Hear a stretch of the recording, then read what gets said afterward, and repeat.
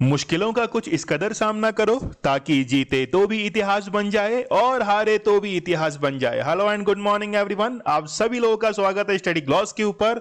और शुरू करते हैं बहुत ही बेहतरीन करंट अफेयर। आज है 27 मई और आज आपके लिए जबरदस्त क्वेश्चन होने वाले हैं। ये मान के चलिएगा कि क्वेश्चन की जो क्वालिटी है, जो लेवल है, वो आपको हर एग्जाम में हेल्प करने वाला है। इधर उधर के क्वेश्चन नहीं, सीधी बात जो है वो आप लोगों से की जाती है। तो चलिए शुरू करते हैं हम लोग सबसे पहले इंटरनेशनल और नेशनल न्यूज कवरेज को। अमेरिका ने अपने नागरिकों को जापान न जाने की दी सलाह।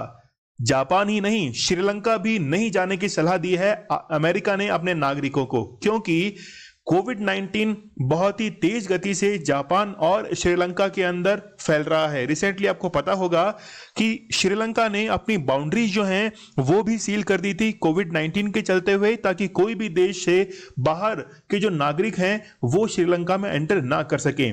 तो जापान के अंदर ना जाने की हिदायत दी है अमेरिका ने। भारत संयुक्त राष्ट्र शांति सेना को देगा तकनीक की सौगात। सोच के देखिए कि भारत की तकनीक जो है वो इंटरनेशनल लेवल पर अब काम आएगी। उसका नाम है यूनाइट अवेयर, और ये जो तकनीक है ये बताएगी कि जितने भी सैनिक हैं उनकी तैनाती कहां पर की गई है, क्या वो काम कर रहे हैं, और इसमें भारत की ओर से 12 करोड़ रुपए जो है वो भी मदद की जाएगी। तो जो भी संयुक्त राष्ट्र की पीस कीपिंग फोर्स है उसके लिए ये तकनीक भारत अब उपलब्ध कराएगा। अमेरिका का गाजा के पुनर्निर्माण का वादा, ये बात जो है वो बेंजामिन नेतन्याहू के साथ की है जो बाइडेन ने, और ये कहा है कि गाजा के अंदर पुनर्निर्माण वापस से करवाया जाएगा। जो भी नुकसान पहुंचा है गाजा के अंदर वो पुनर्निर्मित किया जाएगा अमेरिका के द्वारा। देखिए रिसेंटली आपको पता होगा कि यूनाइटेड नेशंस ने 1700 करोड़ रुपए जो है वो भी फंड किए थे गाजा के लिए।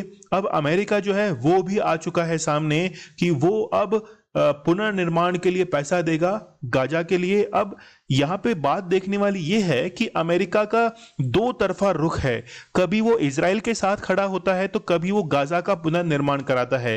तो ये दोहरी नीति अपनाने वाला देश है, भारत को भी थोड़ा सा इससे सतर्क रहना चाहिए। चलिए बढ़ते हैं हम लोग आगे।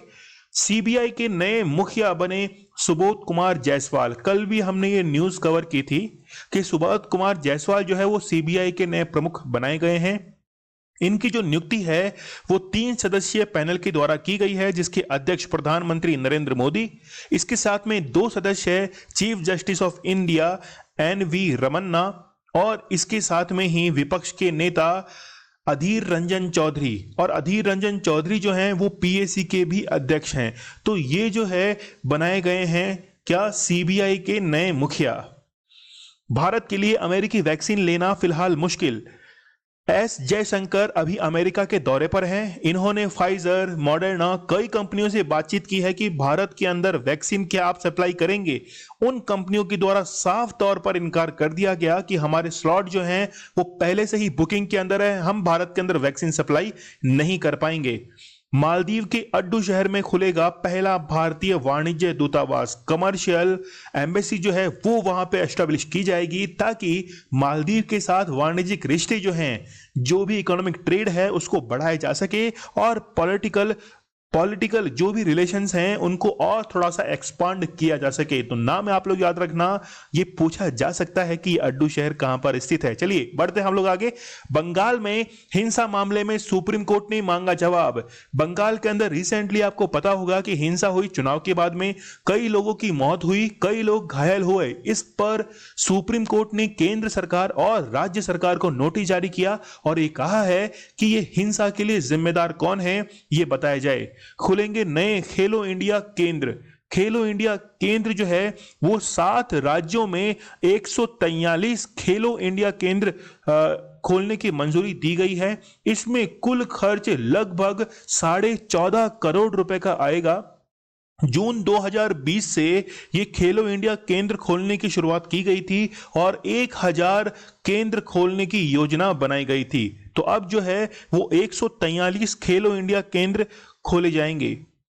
भारत और न्यूजीलैंड का अहम क्षेत्रों में सहयोग का फैसला। तो इंडिया और न्यूजीलैंड जो है इन्होंने एमओयू साइन किया है एटॉमिक सेक्टर के अंदर, एग्रीकल्चर सेक्टर के अंदर, मेडिसिन के अंदर, कई सारे जो सेक्टर हैं उन पर दोनों देशों के बीच में अब सहमति जो है वो बनी है। अब नई ट्रेन और खाली सीट का मोबाइल पर मिलेगा अपडेट। सोच के देखिए कि ट्रेन के अंदर सीट खाली हो और उसकी अपडेट आपको मिल जाए। बिल्कुल, पुश नोटिफिकेशन, नाम याद रखना, पुश नोटिफिकेशन एक टेक्निक है जिससे जब भी आप आईआरसीटीसी की वेबसाइट पर जाकर बुक कराएंगे टिकट तो वहां पर आपको एक ऑप्शन भी मिलेगा। यदि आपने उस पर क्लिक किया तो फिर खाली सीट जैसे ही होगी तो आपके मोबाइल पर उसका नोटिफिकेशन मिल जाएगा। ये नई टेक्निक जो है ये अपनाई गई है आईआरसीटीसी के द्वारा। स्टडी ग्लॉस आप लोग के लिए बहुत ही बेहतरीन कंटेंट लेके आता है, लेके आता रहेगा। रिसेंटली आपको पता होगा कि सिद्धांत सर ने अनाउंस कर दिया है कि 28 मई को ऐप लॉन्च हो रही है स्टडी ग्लॉस की। तो बहुत ही बेहतरीन कंटेंट जो है वो अब आपको मिलने वाला है। तो चलिए शुरू करते हैं हम लोग पहले क्वेश्चन के साथ में। भारत संयुक्त राष्ट्र की शांति सेना के लिए कौन सा मोबाइल प्लेटफॉर्म जो है वो बना रहा है? देखिए, इंटरनेशनल लेवल पर भारत के कई सारे प्लेटफॉर्म्स काम करते हैं इंटरनेशनल ऑर्गेनाइजेशंस के लिए, लेकिन अब जो है वो पीस कीपिंग फोर्स यूनाइटेड के लिए अब जो बनाया गया है वो कौन सा है? यूनाइटेड अवेयर जो है, या फिर आपको ये लिखा हुआ मिलेगा यूनाइट अवेयर भी आप लोगों को देखने को मिल जाएगा। इसमें होगा क्या? मान लीजिए कि पीस कीपिंग फोर्स का कोई सैनिक है, सोल्जर है, वो जिस जगह पर तैनात है उसकी पूरी जानकारी, इसके साथ में उसकी लोकेशन और वो क्या एक्टिविटी कर रहा है वो सारी जो है वो इस मोबाइल प्लेटफॉर्म पर मिल जाएगी। तो इसका नाम क्या है? United aware. और इसके लिए भारत ने फंड किया है कितना? लगभग 12 करोड़ रुपए भारत ने फंड किया है पीस कीपिंग फोर्स के लिए और इस प्लेटफॉर्म को डेवलप करने के लिए। तो ये एक पूरी योजना है, केवल ये ऐप ही नहीं है, केवल ये मोबाइल एक प्लेटफॉर्म नहीं है, पूरी की पूरी योजना जो है, एक पूरा प्रोग्राम वो डेवलप किया जाएगा। तो पीस कीपिंग फोर्स कई देशों के अंदर काम करती है। भारत की ओर से कई सैनिक जो हैं वो भेजे जाते हैं ताकि मान लीजिए किसी भी देश में कोई डिस्टरबेंस है तो वहां पर उसको कंट्रोल करने के लिए ये हेल्प कर सके। देखिए, इंडिया जो है यहां पे आप लोग देख सकते हैं कि यूनाइट अवेयर के नाम से एक मोबाइल प्लेटफॉर्म दिया गया है भारत की ओर से। यहां पे पीस कीपिंग फोर्स के आप लोग सैनिक देख सकते हैं। इनकी कैप का कलर देखिए आप लोग, इनकी कैप का कलर है ब्लू और इसी कैप के कलर से ही ये लोग जाने जाते हैं। इनको कहते हैं ब्लू कैप वाले सोल्जर्स।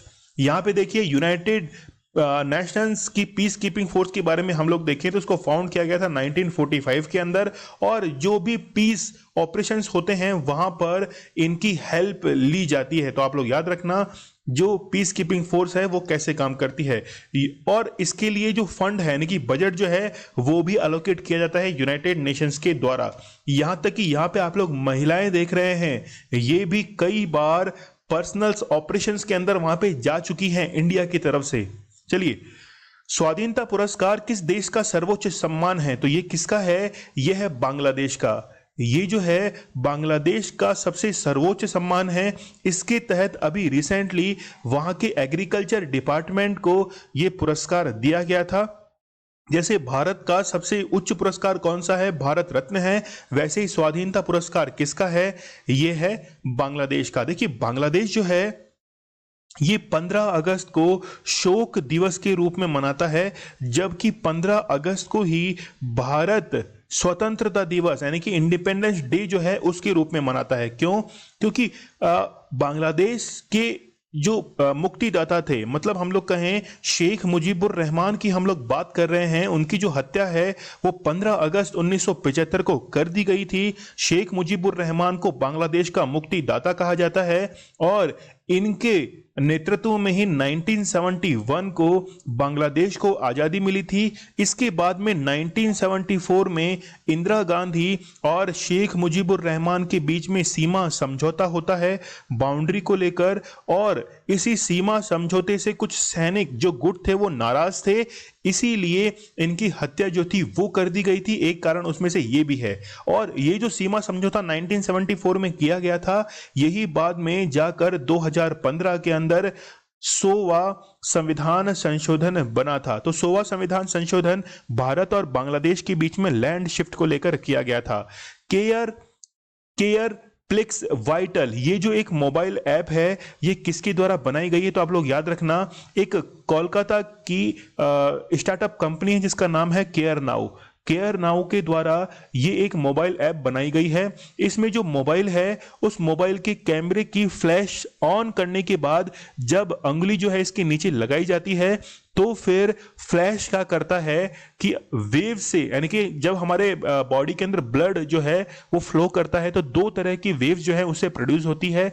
एक वेव से आपका ब्लड प्रेशर जो है वो मेजर कर लिया जाता है, और दूसरे से पल्स रेट जो है उसको मेजर कर लिया जाता है। तो ये जो मोबाइल ऐप है केयर प्लेक्स वाइटल, ये मोबाइल के कैमरा से क्या कर लेगी, उसको स्कैन कर लेगी, और इसमें जो फ्लैश है वो बड़ा काम करेगा। तो बहुत ही बेहतरीन ये है। तो इसमें क्या बताएगी ये कि जितने भी कोविड-19 पेशेंट्स हैं उनका ऑक्सीजन सैचुरेशन लेवल बताएगी। देखिए, आप लोगों ने सोचा होगा कि कोविड-19 के अंदर ऑक्सीजन का लेवल कम क्यों हो जाता है आखिरकार। देखिए, हमारे जो लंग्स हैं उन लंग्स के अंदर एक फंक्शनल यूनिट है जिसको हम लोग कहते हैं एल्वियोली। एल्वियोली के चारों तरफ ब्लड वेसल्स पाई जाती हैं, खून की नसें पाई जाती हैं।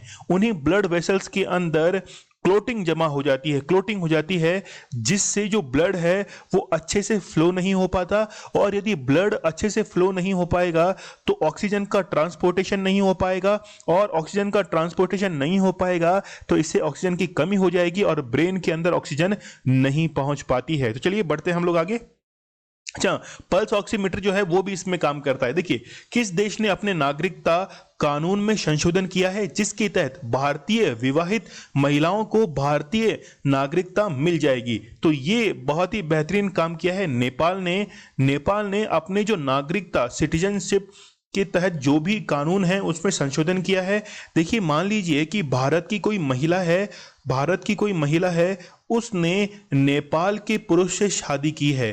तो अभी प्रॉब्लम क्या आ रही थी कि वो जब भारत से नेपाल में जा रही थी तो फिर उसको सिटीजनशिप लेने में बहुत प्रॉब्लम आ रही थी, मतलब मिल ही नहीं पा रही थी। तो अब क्या किया गया है, उन कानूनों के अंदर संशोधन किया गया है जिसके तहत आसानी से वो महिलाएं जो है वहां पे नागरिकता ले सकती हैं। देखिए, भारत के कॉन्स्टिट्यूशन के अंदर आर्टिकल 5 से लेकर 11 तक जो भी प्रावधान हैं वो सिटीजनशिप्स को लेकर हैं।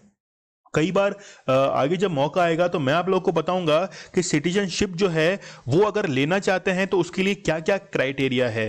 ठीक है, जैसे मान लीजिए 7 वर्ष तक वो भारत में रहा है, कई सारे इसमें प्रावधान हैं, और ये 5 से लेकर 11 तक जो आर्टिकल हैं 5 to 11, ये संविधान के कौन से भाग में आते हैं? संविधान के पार्ट 2 में आते हैं।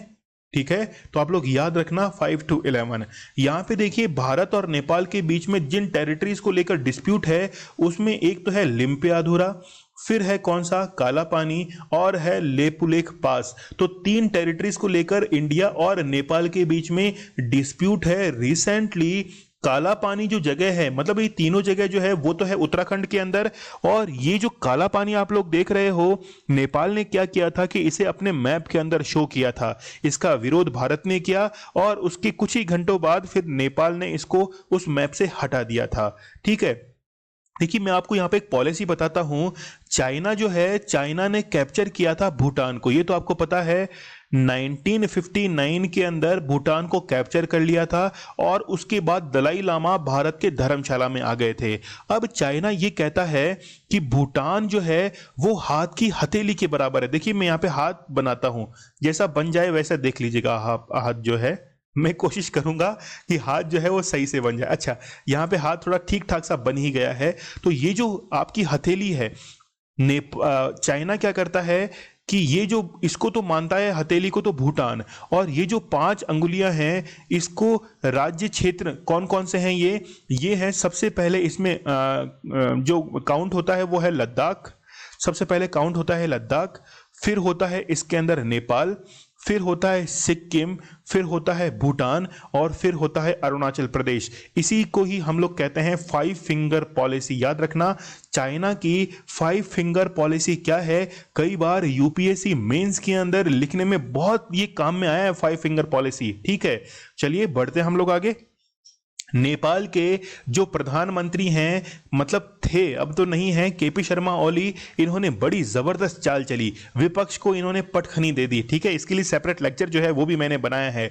इनको 30 दिन का समय दिया गया था कि ये अपना बहुमत जो है वो पार्लियामेंट के अंदर साबित कर दें, लेकिन ये क्या हुए कि पहले ही राष्ट्रपति विद्या देवी भंडारी के पास में पहुंच गए और अपनी विद्या देवी भंडारी जो है इनके पास में अपनी जो मेजोरिटी है उसको शो करने की कोशिश की। इसके बाद में ही विपक्ष के जो नेता थे देवबा, वो भी पहुंच गए, उन्होंने भी मेजोरिटी कोशिश साबित करने की कोशिश की। तो विद्या देवी भंडारी ने ये कहा कि कोई बात नहीं, आप दोनों ही रहने दीजिए, 12 और 19 नवंबर को दोबारा इलेक्शन जो है वो करवा लिए जाएंगे। तो अब नेपाल के अंदर दोबारा से इलेक्शन होंगे। देखिए, सबसे नया जो संविधान है वो किसका है? नेपाल का है, जिसको 2018 के अंदर फ्रेम किया गया था। यहां पे देखिए, नेपाल के अंदर पहली फर्स्ट फेडरल पार्लियामेंट जो है वो निर्मित की गई है।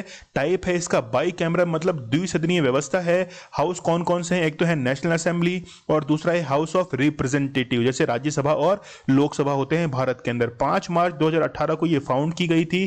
प्रेसिडेंट हैं विद्या देवी भंडारी, वाइस प्रेसिडेंट है यहाँ के नंद किशोर पुन, फिर है chairman of National Assembly Ganesh Prasad Timilsina, और speaker of the House of Representatives ये है अग्नि प्रसाद सबकोटा। याद रखिएगा, हाउस ऑफ रिप्रेजेंटेटिव के अंदर 275 सीट्स हैं और 59 जो है वो नेशनल असेंबली में है, मतलब भारत की राज्यसभा की तरह ये काम करती है।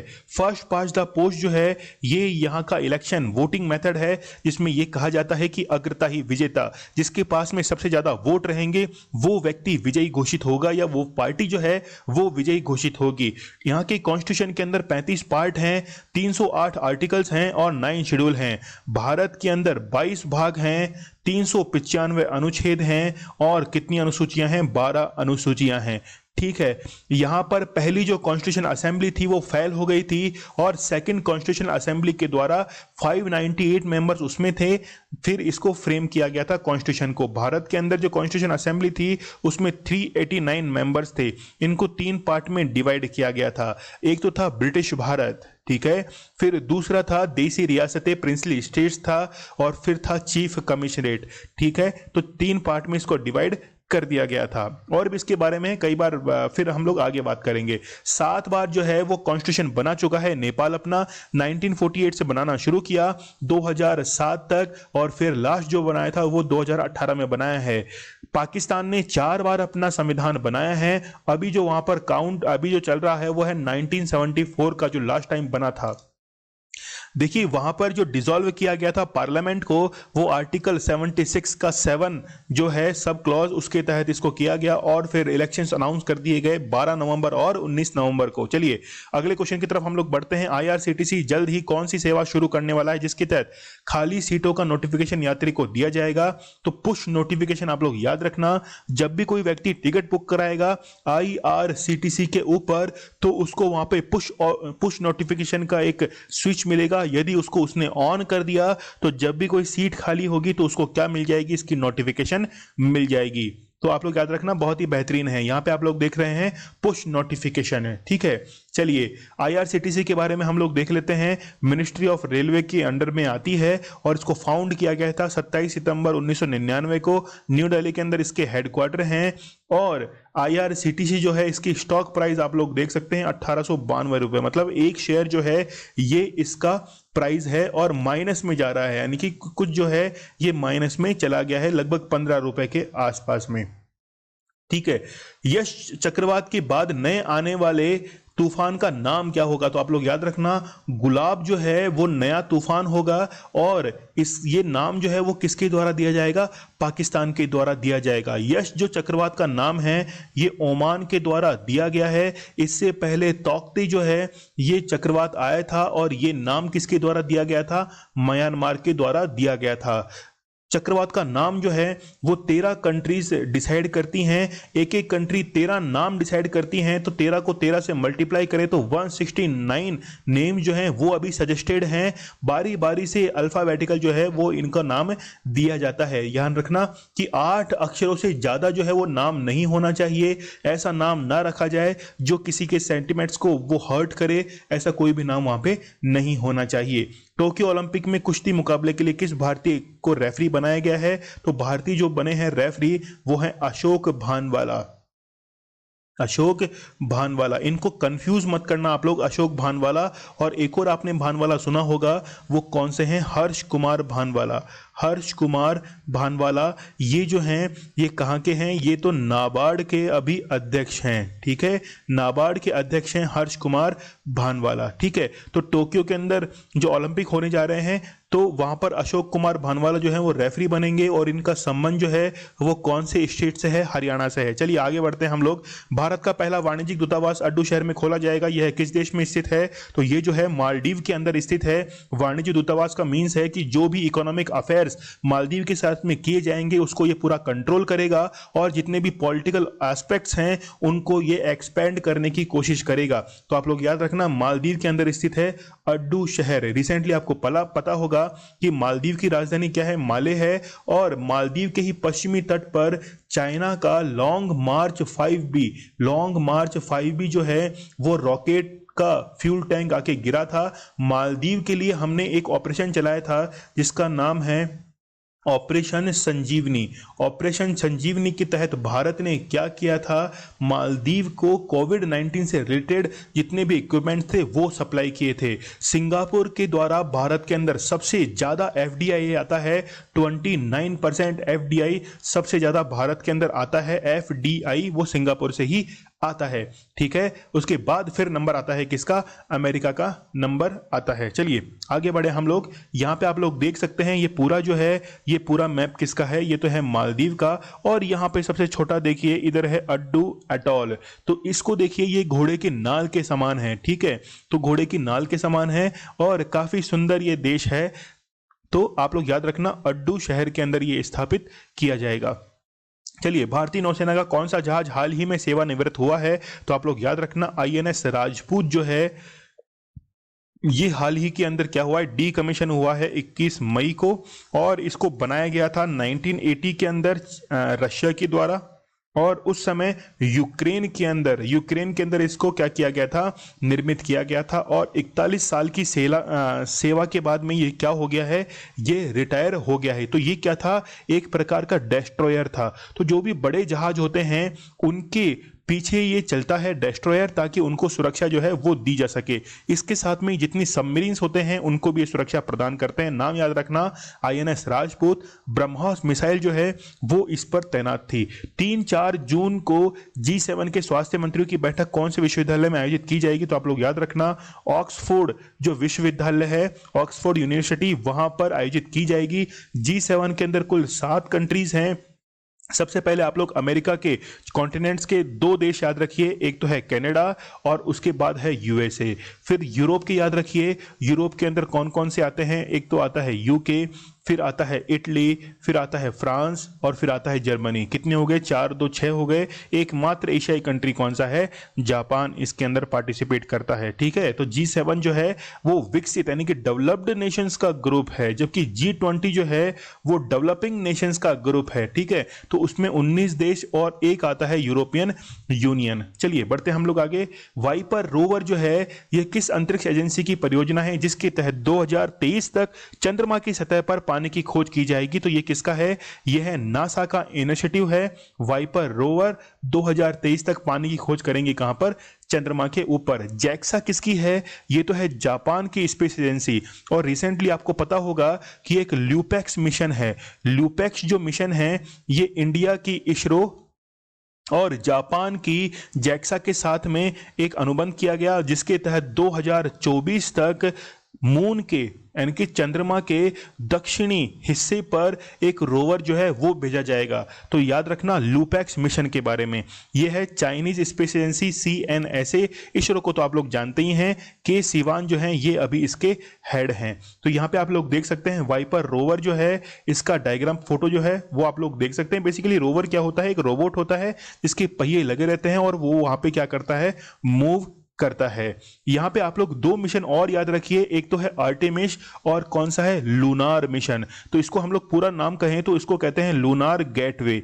गेटवे इसलिए क्योंकि ये रास्ता प्रोवाइड कराएगा आर्टेमिस के लिए, इसलिए इसको लूनार गेटवे कह रहे हैं। रास्ता कैसा है देख लीजिए कि यहाँ पे ये है अर्थ और यहाँ पे ये है मून। अच्छा, ये तो है मार्स, ठीक है। तो हम लोग बात कर रहे हैं किसकी, हम लोग बात कर रहे हैं मून की।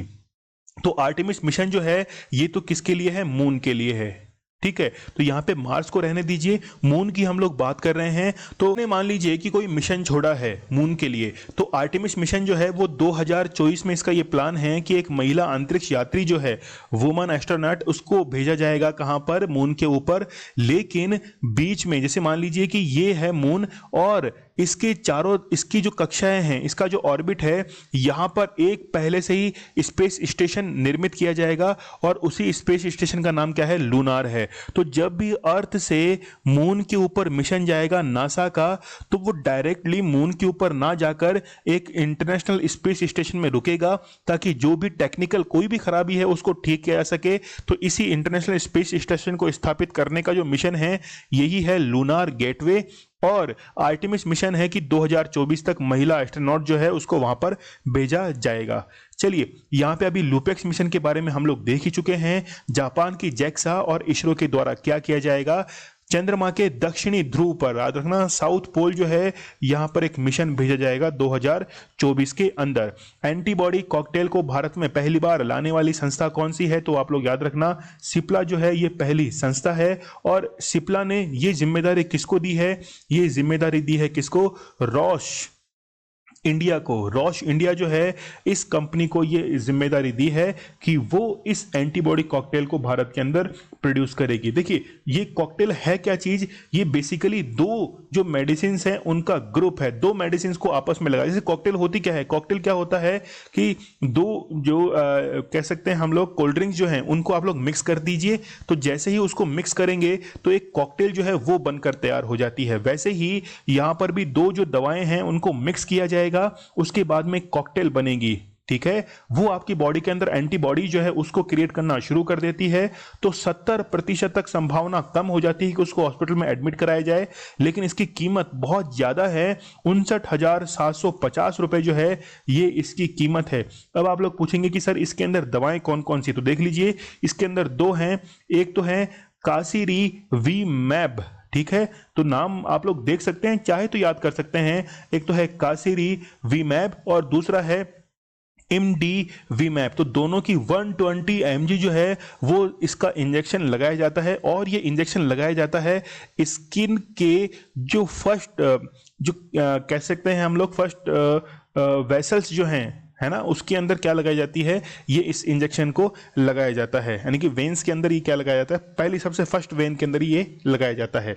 चलिए, नासा के द्वारा दुनिया के कौन से सबसे बड़े टेलीस्कोप को विकसित किया गया है, तो आप लोग याद रखना जेम्स वेब टेलीस्कोप जो है इसको विकसित किया गया है किसके स्थान पर, हब्बल टेलीस्कोप के स्थान पर। तो हब्बल टेलीस्कोप के स्थान पर दुनिया का सबसे बड़ा टेलीस्कोप जेम्स वेब टेलीस्कोप जो है वो नासा के द्वारा निर्मित किया गया है। हाल ही में अंटार्कटिका से कौन सा ग्लेशियर जो है वो टूटकर अलग हुआ है, थोड़ा इसको आप लोग करेक्ट कर लेना। अंटार्कटिका से ये ग्लेशियर जो है वो कौन सा टूटकर अलग हुआ है, तो ये है A76। थोड़ा सा आप लोग इसको ध्यान रखना, इसको करेक्ट कर लेना। तो A76 ग्लेशियर जो है वो टूटकर अलग हुआ है। ट्विटर ऐप का भारतीय वर्जन कौन सी ऐप है, तो कू ऐप जो है ये भारतीय वर्जन है। रिसेंटली ये चर्चा में क्यों आई है, आपको पता होगा कि कई जो सोशल मीडिया ऐप हैं उनके ऊपर प्रतिबंध लगाने की बात थी, लेकिन कू ऐप ही एक ऐसा ऐप था जिसने सारे नॉर्म जो हैं वो फॉलो किए थे। लेकिन इसने क्या किया, इसके एक कंपनी है टाइगर ग्लोबल, एक कंपनी है टाइगर ग्लोबल, इस कंपनी ने इसके ऊपर सर्वाधिक निवेश किया है, ठीक है। ये जो कू ऐप है ये केवल इंग्लिश में ही नहीं, ये कई भाषाओं में चलता है, जैसे हिंदी में चलता है, ये तेलुगु के अंदर चलता है, कई भाषाओं के अंदर ये काम करता है। ये लॉन्च कब हुआ था, 2020 के अंदर लॉन्च हुआ था। आप लोग मुझे बताना कि ट्विटर का तो है कू ऐप, वैसे ही भारतीय वर्जन फेसबुक का कौन सा है, ठीक है। तो ये भी जो है शोर चैट, मोज है, शेयर चैट है, ये भी भारतीय वर्जन है जो कि सोशल मीडिया ऐप है फेसबुक की तरह, लेकिन फेसबुक का भारतीय वर्जन इंडियन वर्जन कौन सा है ये मुझे आप लोग कमेंट बॉक्स में बताना। तो आप लोग देख सकते हैं ट्विटर का जो रिप्लेसमेंट है इंडिया के लिए वो कौन सा है, कू ऐप है। आयुष्मान भारत योजना के तहत स्वास्थ्य और कल्याण केंद्र स्थापित करने में प्रथम स्थान पर कौन सा राज्य रहा है, तो प्रथम स्थान पर रहा है मध्य प्रदेश, और इसके बाद में सेकंड नंबर पर कौन सा आया है, वो है राजस्थान। ठीक है। आयुष्मान भारत योजना मैंने कल भी बताया था कि 23 सितंबर 2018 को झारखंड की राजधानी रांची से ये चालू की गई थी, और रिसेंटली आयुष्मान भारत योजना को आरोग्य श्री योजना के साथ में जोड़ दिया गया है, जो कि कहाँ की है, तेलंगाना की योजना है। हाल ही में किस राज्य में विधान परिषद के गठन को मंजूरी दी गई है, तो वेस्ट बंगाल, पश्चिम बंगाल के अंदर विधान परिषद के गठन को मंजूरी दी गई है, और विधान परिषद का जो गठन किया जाता है वो आर्टिकल 169 के तहत किया जाता है। विधान परिषद यदि बनानी है, लेजिस्लेटिव काउंसिल बनानी है, तो सबसे पहले वहाँ की जो असेंबली है, मतलब लेजिस्लेटिव जो असेंबली है, वहाँ से स्पेशल मेजोरिटी के द्वारा बिल जो है वो पास किया जाता है, फिर वो जाता है पार्लियामेंट के अंदर, और सिंपल मेजोरिटी से फिर वो पास हो जाता है। केंद्रीय महिला एवं बाल विकास मंत्रालय ने कितने देशों में वन स्टॉप सेंटर स्थापित करने का निर्णय लिया है, तो 9 देशों के अंदर वन स्टॉप सेंटर जो हैं वो स्थापित किए जाएंगे। क्या है ये कि विदेश मंत्रालय, अपना जो फॉरेन मिनिस्ट्री है वो क्या करेगा, इसके अंदर हेल्प करेगा। विदेशों में जो भी महिलाएं रह रही हैं उनके ऊपर यदि कोई अत्याचार होता है तो फिर ये जो है वन स्टॉप सेंटर, यहाँ पे उनकी सुनवाई हो सकेगी। इसमें 9 देश कौन कौन से हैं, जैसे आप लोग याद रखिए, कुवैत है, ओमान है, बहरीन है, यूएई है, उसके बाद में कतर है, सऊदी अरब है, कनाडा है, और ऑस्ट्रेलिया है, सिंगापुर है। तो ये कौन कौन से हो गए, ये 8 देश हो गए। ठीक है। तो आपको पता होगा कि भारत के अंदर भी 701 वन स्टॉप सेंटर जो हैं ये स्थापित किए गए थे। महिलाओं पर जो भी अत्याचार हो रहे हैं तो वो यहाँ पे क्या कर सकते हैं, कंप्लेंट दर्ज करा सकते हैं। इसके साथ में ही इनको जो कानूनी सलाह है वो भी दी जाती है। चलिए, किस राज्य के द्वारा सबसे पहले ब्लैक फंगस को एपिडेमिक घोषित किया गया था, तो वो राजस्थान के द्वारा सबसे पहले, उसके बाद में तेलंगाना, उसके बाद में गुजरात, फिर हरियाणा, कई राज्य जो हैं उन्होंने एपिडेमिक घोषित कर दिया है ब्लैक फंगस को। एपिडेमिक घोषित करने से होता क्या है कि एपिडेमिक एक्ट जो है, इंडियन एपिडेमिक एक्ट, वो 1897 के अंदर बनाया गया था। ठीक है। इसके तहत क्या होता है कि जो भी सेंट्रल गवर्नमेंट है उसके पास में ये पावर्स आ जाती हैं कि वो कोई भी डायरेक्शन जो है वो दे सकता है, और उसको फिर राज्य को मानना ही पड़ता है। ब्लैक फंगस जो है ये बहुत तेज गति से फैल रहा है, और इसमें क्या होता है कि जैसे मान लीजिए कि कोई व्यक्ति जो है वो वेंटिलेटर पे है, उसको ऑक्सीजन जो है वो सप्लाई हो रही है, तो जो ऑक्सीजन मास्क है उसमें बीच में क्या होता है, ऑक्सीजन मास्क और सिलेंडर के बीच में एक ह्यूमिडिफायर लगा रहता है। यदि वो इन्फेक्टेड है तो वो सांस के साथ, रेस्पिरेशन के साथ में वो उस मरीज के नाक में चला जाता है, और फिर इन्फेक्शन जो है वो हो जाता है। इसी ब्लैक फंगस के कारण कई बार जो है वो आंखें भी निकालनी पड़ जाती है, इसलिए इसको कहा जाता है म्यूकोरमाइकोसिस। कोविड-19 वॉर मेमोरियल कहां बनाया गया है, तो ये उड़ीसा के भुवनेश्वर के अंदर बनाया गया है। अंकुर योजना किस राज्य सरकार की है, जिसके तहत जो सर्वाधिक पेड़ लगाएगा उसे सरकार जो है वो पुरस्कार देगी, तो ये किसकी है, यह है मध्य प्रदेश की एक योजना है। जब भी मानसून आएगा तो मानसून आने के बाद में पेड़ जो सर्वाधिक लगाएगा, और इसके साथ में ही उसको क्या लेनी पड़ेगी, एक सेल्फी लेनी पड़ेगी कि मैंने जो है वो पेड़ लगा दिया है।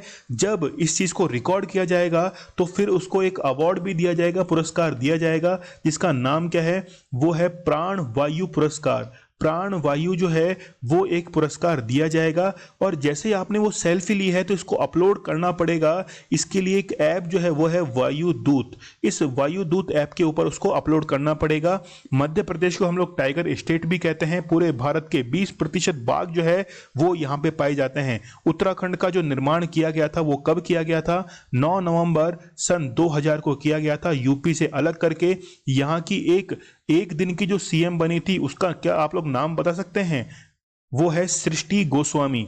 सृष्टि गोस्वामी जो है वो यहाँ की एक दिन की सीएम बनी थी। उत्तराखंड के अंदर ही भारत का सबसे पहले पॉलिनेटर पार्क, उसके बाद में भारत का पहला लाइकेन पार्क जो है वो भी यहाँ स्थित है। अभी मैंने आपको बताया था कि भारत और नेपाल के बीच में जो सीमा विवाद है वो उत्तराखंड के अंदर ही स्थित है। ठीक है। चलिए बढ़ते हम लोग आगे। राजस्थान का तो आपको पता होगा कि चिरंजीवी योजना जो है उसको लागू करने वाला भारत का पहला राज्य राजस्थान है, जिसमें 5 लाख का बीमा निःशुल्क दिया जाता है, कैशलेस दिया जाता है। गुजरात को जो स्थापित किया गया था, गुजरात जो राज्य बना था वो 1960 के अंदर बना था, महाराष्ट्र से अलग होके, यानी कि मुंबई से अलग होके, तो मुंबई से अलग होके महाराष्ट्र और गुजरात 1960 में बनाए गए थे। और इनका जो जिक्र है वो है आर्टिकल नंबर 371 के अंदर। 371 में गुजरात और महाराष्ट्र का जिक्र किया गया है। विंटर ओलंपिक 2022 का आयोजन कहाँ होने जा रहा है? तो ये होने जा रहा है चाइना के अंदर। ठीक है, तो 4 साल के अंदर ओलंपिक आयोजित करवाए जाते हैं।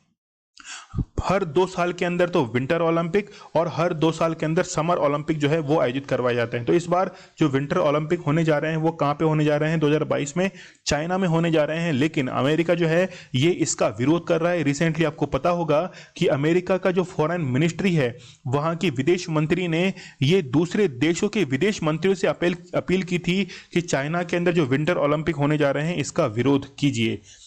74वीं वर्ल्ड हेल्थ असेंबली की अध्यक्षता किसके द्वारा की गई है? तो डॉक्टर हर्षवर्धन के द्वारा ये अध्यक्षता की गई है। ठीक है, तो वर्ल्ड हेल्थ असेंबली की अध्यक्षता की गई है। क्यों की गई है?